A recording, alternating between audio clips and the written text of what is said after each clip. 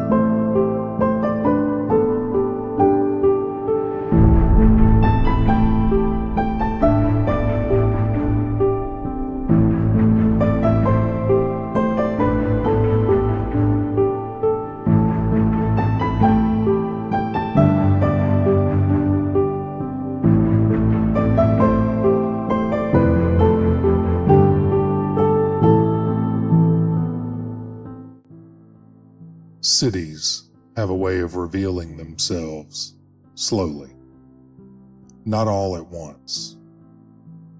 A traveler sees the gates first, the walls, the guards who decide who passes and who gets turned away. Then the streets, the noise, the smell of smoke and rain and too many people living too close together. But the real city, the one that matters, takes longer to see.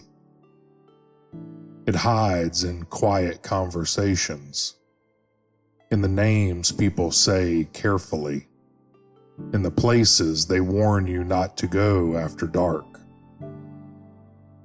When Jack the Anvil and his companions first stepped through the gates of Ptolus, they saw only the surface.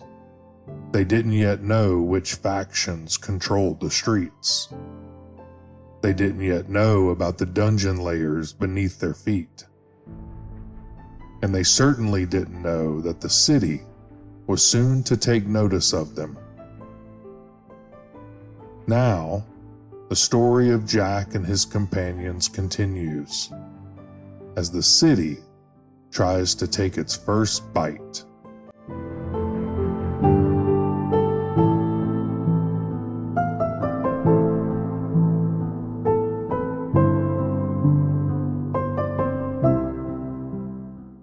The would-be assassins.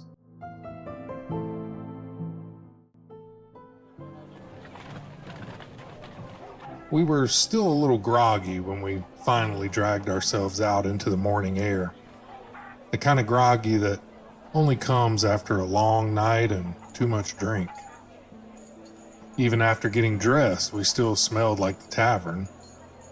Fortunately, I remembered seeing a bathhouse across from Delver Square the night before, so we started heading that way. About halfway to the bathhouse, I reached into my coat pocket looking for a handkerchief. Instead, my fingers brushed against a folded piece of paper. I pulled it out and unfolded it as we walked. It was a flyer about a missing child. There was a reward offered, along with instructions to visit a contact at a place called the Black Swan. I had no memory of picking it up. That and about 100 other parts of the night before had disappeared into a pleasant but unhelpful drunken haze. Still, it had found its way into my pocket somehow, which meant that at some point, one of us must have thought it important. I made a mental note that we'd probably need to retrace our steps from the night before and see if we could learn more about this child. For the moment, though, the bathhouse was calling. I folded the flyer back up and slipped it into my pocket as we continued down the street. Now, I admit my standards for comfort had been lowered somewhat after staying at Olaf's place. But even with that in mind, the bathhouse seemed downright luxurious. For one thing, it appeared to be cleaned more than once a week. There was no vomit on the walls, no mysterious stains, and most importantly, no human waste anywhere in sight. That alone put it well above Olaf's establishment. It was a public bathhouse, so privacy wasn't exactly part of the experience, but that was to be expected. Still, the men's and women's sections were separated, which kept things from becoming completely chaotic. There were plenty of tubs, plenty of soap, and kettles nearby so you could adjust the water temperature yourself by adding hot water when you needed it. The water was clean, and by the time we were finished, so were we. They even offered to wash your clothes for an extra fee. Though if you choose that option, you better bring a second set of clothes, or be prepared to wear the originals again while they're still damp. After the bathhouse, we stepped back out into the morning and were immediately disappointed to discover it was a typical drizzly, toeless day. Freshly cleaned and already getting wet again. We started back toward the docks, all of us looking forward to changing into some dry clothes. When we reached Olaf's, we said our goodbyes to Tyrant, and he continued down the street toward his room at the Savage Shark, while the rest of us went inside. As we approached the door, we passed Fawn, who was just leaving Olaf's after breakfast with Xavier. Nothing seemed unusual, at least not yet. We headed upstairs to our rooms. I had just stepped into mine when a scream tore through the street outside. There was no mistaking it. It was Fawn. I rushed to the window of my second-floor room, with Gisselfried right on my heels. Below us, in the alley beside Olaf's, there she was, with 3 thugs surrounding her. I reached beside the bed and grabbed my crossbow. It was that kind of neighborhood. Leveling it at one of the thugs, I prepared to shout at him to release the girl. Then, Fawn screamed again, louder this time, sharp and panicked. The sound echoed off the wet stone buildings. One of the men behind her flourished a bloodied sword, her blood, and he was preparing to strike again. This was no robbery. We had not known the Quartermails very long, but we knew them long enough to know they were good people. They were our friends. And these 3 wretched thugs were in the act of murdering someone who had only shown us kindness, someone who had laughed with us, someone who had gave freely of herself, and in doing so, lifted us from our squalor for a brief moment when she fed us. And this human piece of trash was going to take her from us? At first, pure rage boiled to the surface. Then I remembered the determination to do what must be done from life in occupied Tarsus. I remembered how to transform my rage into numbness that allowed me to kill the oppressors. Damn the consequences. Sometimes, to do what is right, you must go against what is morally right. I let out a steadying breath and fired the crossbow with the intent to kill. The quarrel impacted the assassin's shoulder, spinning him around. Not wanting to waste the time reloading, I grabbed my sword and leapt out of the window. As I dropped toward the street, I saw Phelan climbing out of his own window, already moving across the first-floor awning with far more grace than I could manage. And from another window, I spotted Ruger, his crossbow already aimed downward. It was just like back in Tarsus. Phelan was the first to make contact, with Ruger firing his crossbow from above, and Gisselfried casting spells. The attackers panicked. 2 of the cowards tried to use Fawn as a human shield, but there were 4 of us, and only 3 of them.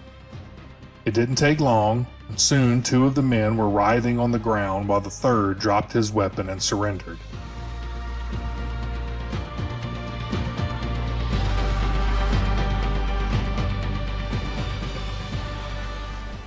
We quickly questioned him while Phelan moved to Fawn's side and tended to her wounds. We could hear the whistles of the city watch drawing closer. They weren't very far away. We had fallen right back into the old ways of meting justice ourselves. That would not work here. If the guard arrived, we could be the guilty ones. We had to interrogate the prisoner, gather what evidence we could, dispose of evidence, and clean up the scene and escape fast. And we had to do it right. We interrogated him quickly. His name, he claimed, was Ortry Gannon, a new recruit to the Pale Dogs, a gang apparently operating out of the Warrens. His companions were Clyde Oxhorn and Darrell Fank. Those would be names worth remembering. We knew the city guard would be arriving soon, and we had very little time. Xavier rushed out of Olaf's and we helped him get Fawn back inside so he could apply pressure to her wounds until we got back. Meanwhile, Phelan and I had a more immediate problem. 2 bodies in the alley. Ruger hauled Ortry along with us, continuing the interrogation while Phelan and I dealt with the bodies. Ruger made sure the young man was clear on what his current lifestyle would get him if he didn't tell us everything he knew about the job he was on. Before we moved them, I checked the pockets of one of the dead men. Inside his coat, I found a folded note, which I opened. Must be done between the 1st and 5th bells, before the shadow of the spire is gone. Fawn Quartermail, northern side of Wharf and Salt Spray. Black hair, young. After the Red Warehouse on Abel Row, when we discussed. It was clear enough what they had been sent to do. We dragged the bodies up the road toward the cliff, with Ruger keeping Ortry moving along behind us. The sea below was rough that morning, which suited our purposes nicely. One after the other, the bodies disappeared over the edge and into the gray water below. We made Ortry watch. It wasn't a task we took pleasure in, but it was a necessary one. Ortry had just watched his superiors die and vanish off of a cliff and into the sea at the hands of people who looked like they had done this sort of thing before.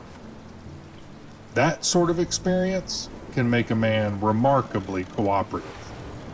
So, when it became clear that cooperation might extend his life expectancy, he was more than happy to tell us everything he knew. He assured us, quite enthusiastically, that he would not, in fact, be continuing his career with the Pale Dogs after all. According to Ortry, his 2 companions were being paid to kill Fawn, and the job was arranged by a man named Vagger. They were to meet him at a building with a red roof in Midtown, 2 hours after dusk on Theo Day, which was in 2 days, in order to receive their payment. The location matched what was mentioned in the note, the Red Warehouse on Abel Road. With that little conversation concluded, and Ortry no doubt scampering back to the Warrens, we headed back toward Olaf's. We slipped inside, no sign of the city guard anywhere. When we returned, we found things under control. Gisselfried had already worked his magic and Fawn's wounds were no longer life-threatening. Later, I learned what had happened while we were disposing of the bodies. A patrol from the city watch had arrived shortly after the fight. Tyrick, who had apparently heard the commotion and doubled back, arrived just before the guard patrol. When the guards arrived, he did the only sensible thing he could think of. he started acting drunk, very drunk, calling out loudly to an imaginary love interest on the second floor of Olaf's, thrashing the ground unconsolably, all while making a muddy mess of the evidence and portraying himself as the source of the commotion. The performance was convincing enough that the guards decided to arrest him for public drunkenness and disturbance of the peace. Apparently, they had hauled him off to the local watchhouse. But Tyrek had one last trick. Before they dragged him too far, he managed to send a mental message to Gisselfried.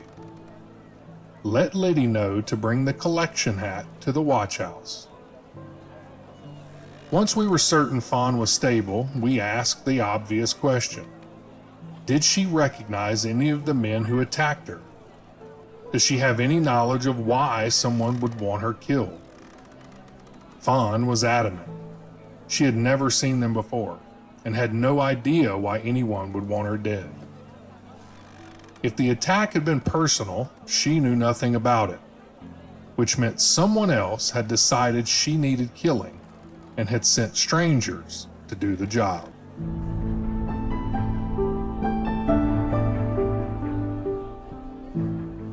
A red roof over a blood-drenched floor.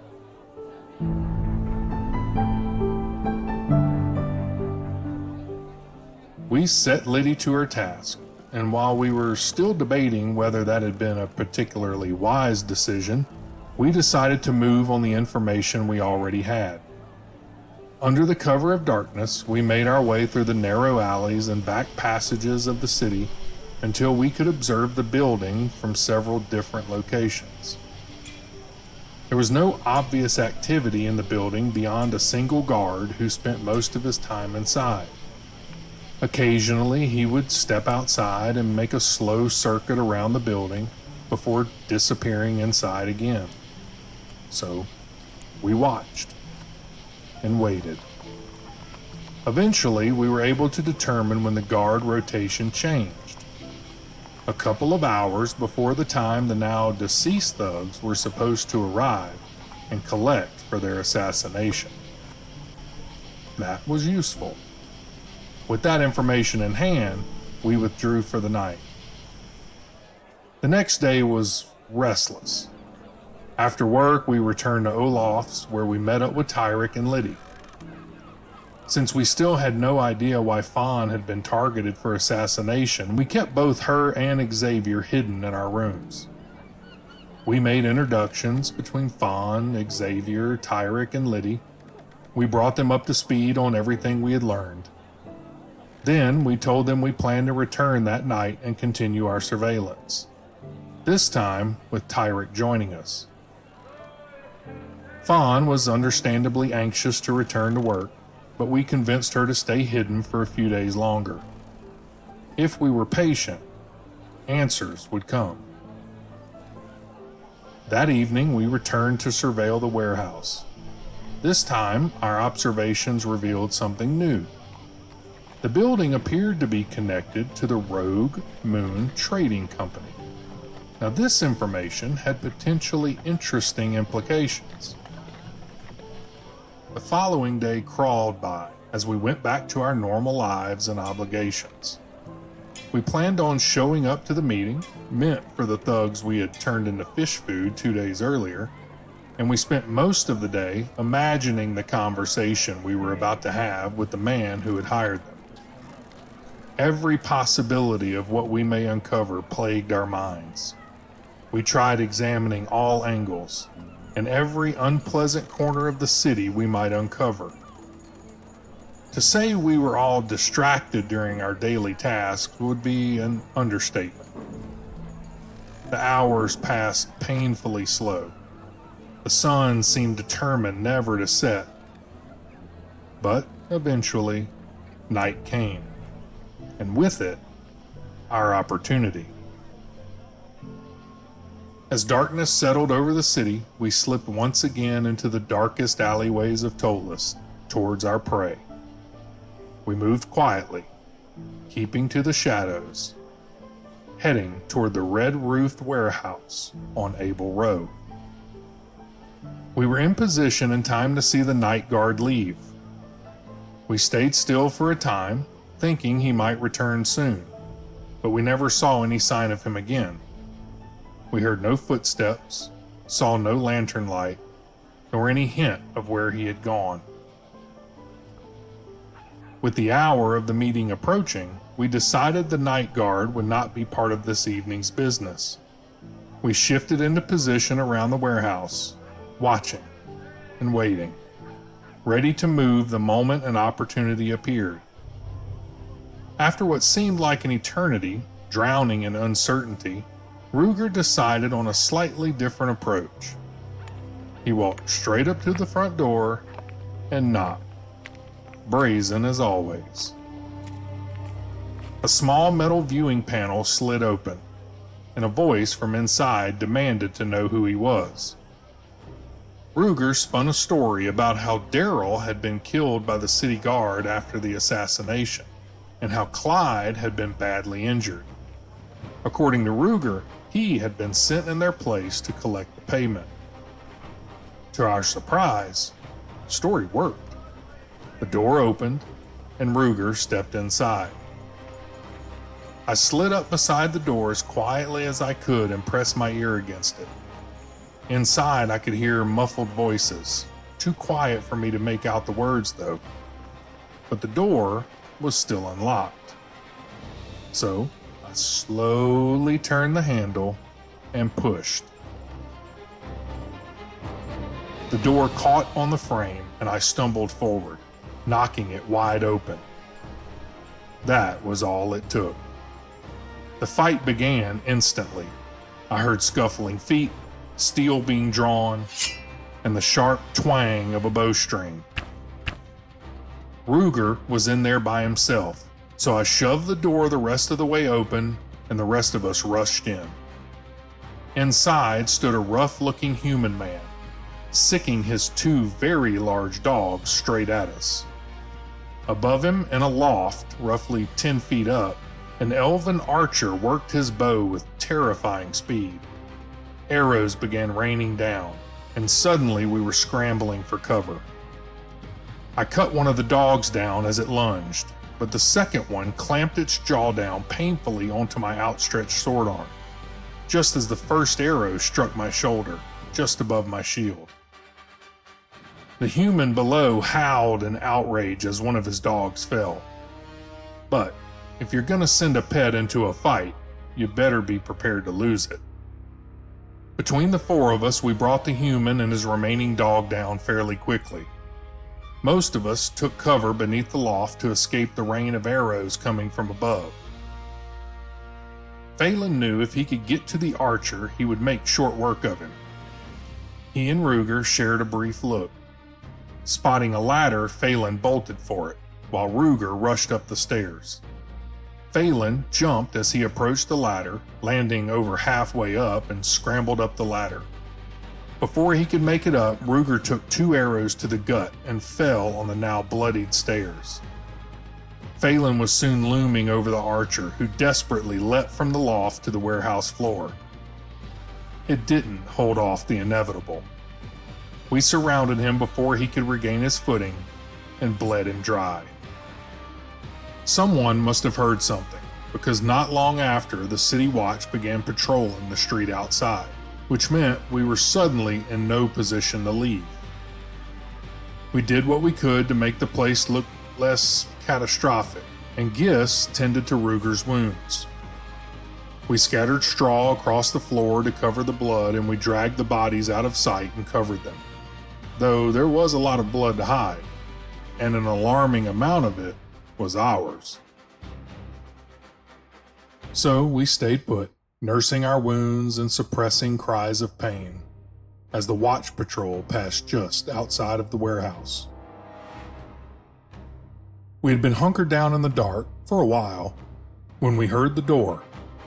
Someone was coming in. We moved painfully into position to ambush whoever came through the door. We crouched behind crates, faded into the shadows, or leaned into the blind spot behind the door. Our weapons were ready, and we waited. The door opened, and a man stepped inside, cautiously, glancing around the dim warehouse. But we had chosen our hiding places well. The door swung shut behind him, and we struck. Within seconds, we had him pinned and disarmed on the floor. We confirmed our suspicions that this was the night guard we saw leaving earlier. He said his name was Chance, and Chance had some explaining to do. Why would a guard employed by the Rogue Moon Trading Company abandon his post, while brigands and hired killers used the company warehouse as a meeting place? Chance was about to spill his guts, or we were going to do it for him. We kicked some straw to the side and uncovered the bodies so that he could see them. He saw our blood-soaked bandages and broken arrow shafts protruding from our bodies. He saw the blood spattered on our weapons and gear. He saw our anger and grim determination. And after seeing all of that, he didn't make us work very hard for the answers we wanted. A very wide-eyed Chance started talking. He had met the human we had just killed, Vagger, at a nearby bar. Vagger had been friendly, easy to talk to. Before long, they were sharing drinks and stories most evenings. Vagger was very proud of his two dogs, Marcus and Leo, and he liked to show off the tricks they could perform for anyone willing to watch. Eventually, Vagger made him an offer.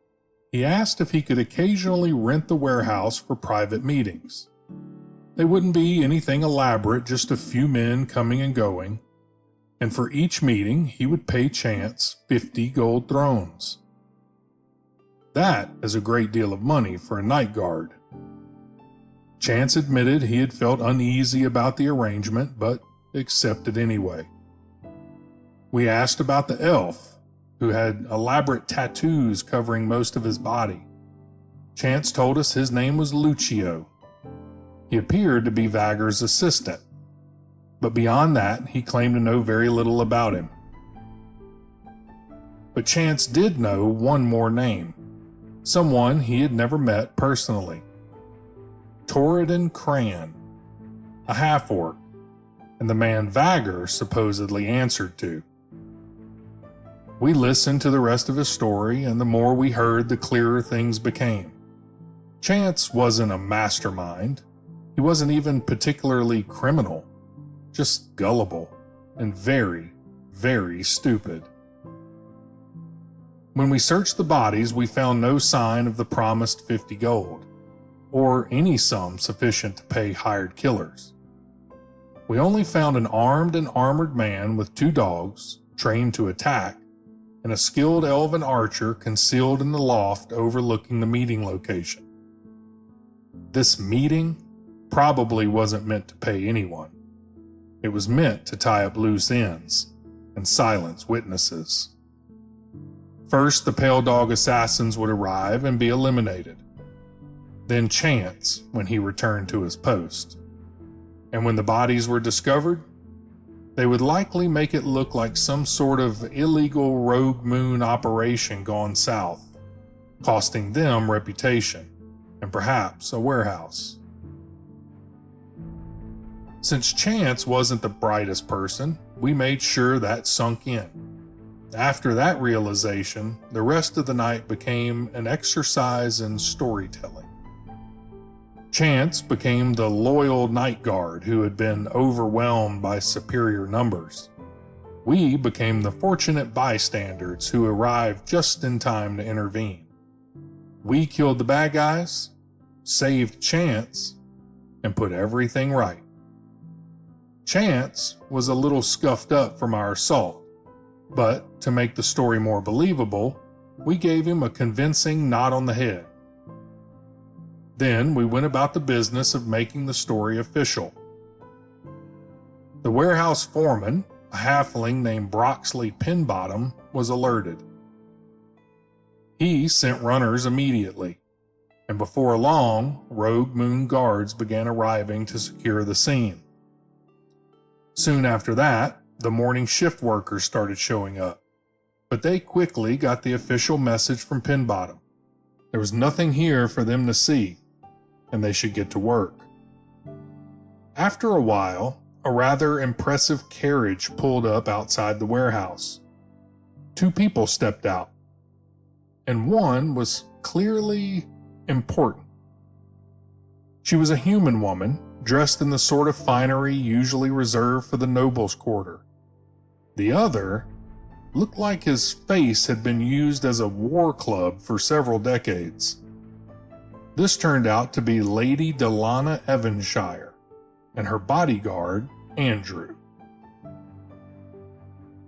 The Rogue Moon Trading Company is owned by Lord Abenar, head of one of the more powerful noble houses in Ptolus, and Lady Delana had apparently been sent to represent his interest in the matter. We would later hear rumors that she started from far humbler beginnings, but made quite a fortune as a delver before buying her way into House Abenar. Whether those rumors are true or not, who knows? Regardless, she certainly behaved like someone accustomed to getting answers. She was diligent, thorough, and asked many carefully worded questions, and recorded everything in a small book she carried with her. We answered what we could, though we were careful not to reveal everything we had learned.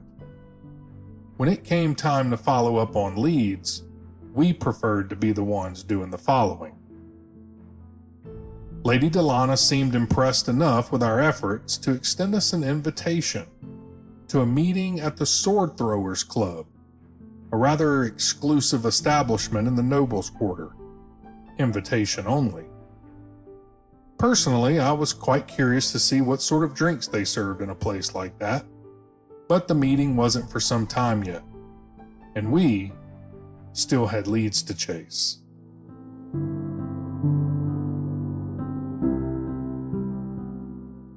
Who is Toridan Cran?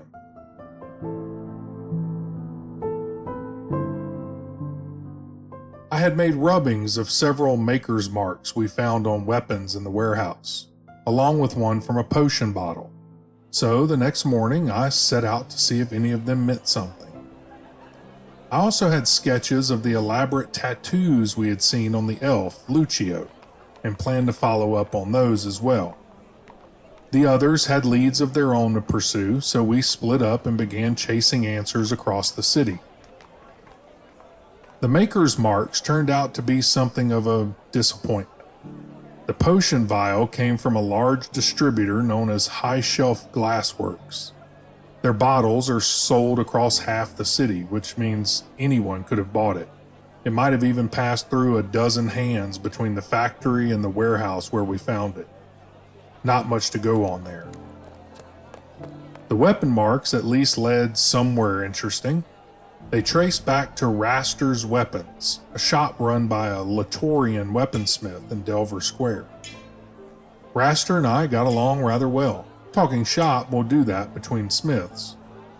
His store sees a steady flow of Delvers coming and going, so individual customers rarely stand out in his memory, unless they order something custom, which unfortunately meant he couldn't recall the specific weapons we had recovered. Still, the visit wasn't a complete loss. He told me that if I ever brought weapons of my own making, he would be happy to look them over, and if he liked what he saw, he might even sell them in his shop for a commission. That wasn't a bad connection to make. My next stop was a place we had passed before in Midtown, a shop called Damid's Body Art.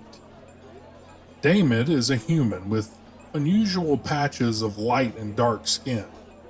He explained the condition to me as something called vitiligo. He examined the sketches I had made of the elf's tattoos, but he said he didn't recognize the work, at least not immediately. However, he did mention that one of his employees, Laszlo, might have done the work. Unfortunately, Laszlo wasn't there that day. So I told Damon that I was impressed with his artistry and might be interested in hiring Laszlo for a tattoo of my own, and that seemed to satisfy him. He said Laszlo had taken a few days off but would likely return the following afternoon. So I told him I would come back and speak with him then. And with that, I headed back toward Olaf's to compare notes with the others. The others had spent their time asking questions of their own. They had visited Fawn's place of employment, Sachet's. The shop was run by a Mistress Sindel, while her husband Tralick was away. 2 other women worked there as well, Renita, an older seamstress, and Varian, a younger woman still learning the craft. None of them had noticed anyone showing any unusual interest in Fawn, and by all accounts she was well liked, though Varian appeared to be a little jealous of Fawn's talent. Mistress Sindel, on the other hand, seemed genuinely worried about what had happened. She spoke highly of Fawn's skill as a seamstress, which made the attempt on her life all the more puzzling. But the others had uncovered something far more interesting on that name we had been given, Cran. Apparently, he was a local crime boss who controlled several blocks in Midtown, territory once belonging to a man called the Duke. That is, until Cran murdered him in the middle of the street in broad daylight. Needless to say, Cran took over the Duke's operation, including using street muscle to run protection rackets, the usual unpleasant business. Attempts to expand into Balcazar territory have caused problems as well. Some businesses, like Cal's Construction, had found themselves paying protection money to 2 different groups at once. The man responsible for collecting the bulk of Cran's protection money was a man named Pgrave, formerly the Duke's right-hand man. But he switched alliances rather quickly after his old employer was murdered. According to the rumor mill, collections have recently slowed to almost nothing, mostly because 2 of Pgrave's collectors, Vagger and Luch, had supposedly been arrested. That explanation, of course, was no longer particularly convincing. Word on the street suggested Cran had already suspected something had gone wrong, and he was reportedly bringing in additional muscle and a wizard. There were also rumors of possible connections to the Balcazars, though that seemed unlikely given that Cran was actively pushing into their territory. Another possibility was that Cran might somehow be connected to the growing Killraven faction spreading through parts of the city. None of this was comforting. After that new information, I decided to check out one more lead while the others went to keep an eye on Pgrave. Another tattoo shop had opened recently in the North Market on Shell Road, a place called Wondrous Tattoos. The shop is run by a gnomish couple, Anagio Quig and his wife Talania. Anagio handles the body art and keeps detailed records of every tattoo he has ever done. He also offers magical tattoos, the kind that provide small enhancements when applied to special enchanted inks and needles. The magic consumes the materials as the tattoo is created. I suspect I might be able to craft those needles myself, if I can learn the right spells. In any case, Anagio allowed me to browse through his entire catalog, every design he had ever inked into a customer. But none of them matched the tattoos we had seen on Lucio, which meant that particular lead went nowhere. During that visit to Wondrous Tattoos, I did learn one other thing. Not about the tattoos, but about Anagio himself. The man owes money to a loan shark. While I was in the back of the room going through the catalog, someone entered the shop. I couldn't see his face. He wore a robe and a hood that hid everything. He did have some distinctive characteristics, though, such as a raspy voice with a bit of a hiss. It was almost serpentine. And the smell, gods above. It was the sort of stench that makes you think of creatures that spend far too much time underground. Later, I would learn he is known simply as Stinkman. He was there to collect money for Killraven, and apparently Killraven is not known for their patience. The creature threatened Talania to encourage payment. I had my crossbow trained on his head from the back room, but I was hesitant to start a fight in the middle of the shop unless they were in real danger. Something like that would have brought the Quigs far more trouble than they deserved. Fortunately, Anagio managed to gather enough coin to satisfy the collector. Stinkman took the money and left. I felt a bit sorry for the man, and he possessed a skill set I was very interested in. So I asked whether he might be willing to provide a certain discreet service, for the right price, of course.